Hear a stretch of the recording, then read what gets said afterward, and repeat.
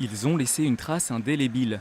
Dans le bar de la place de la mairie, Cabu et Wolinski sont fièrement exposés, eux qui avaient si souvent été mis à l'honneur dans le musée de la commune.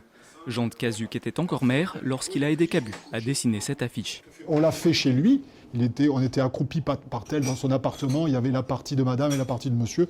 Chez lui, c'était le fouillis un petit peu, on était sur des tapis, et il me dit à Paris, voilà, à Paris.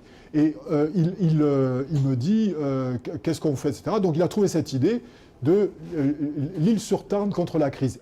Les membres de la rédaction de Charlie Hebdo venaient ici chaque année inaugurer les expositions qui leur étaient consacrées. La nouvelle de leur assassinat, le 7 janvier 2015, avait profondément touché les habitants. Cette question, est-ce qu'on peut rire de tout? C'est une question qui était quotidienne de tous les instants dans leurs discussions. Des questions toujours d'actualité pour la profession.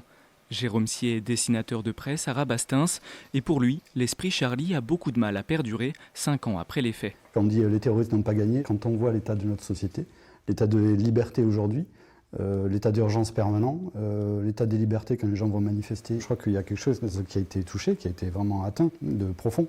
J'oublierai jamais que le dernier mot de Charb, ça a été « il faut continuer ». Donc je crois que chacun, à notre manière, on essaie de continuer et le combat de Charlie, et en tout cas le combat de la liberté d'expression en général. Continuer, Charlie Hebdo l'a fait. Malgré une baisse des ventes, le journal satirique tient bon et s'écoule chaque semaine à près de 60 000 exemplaires.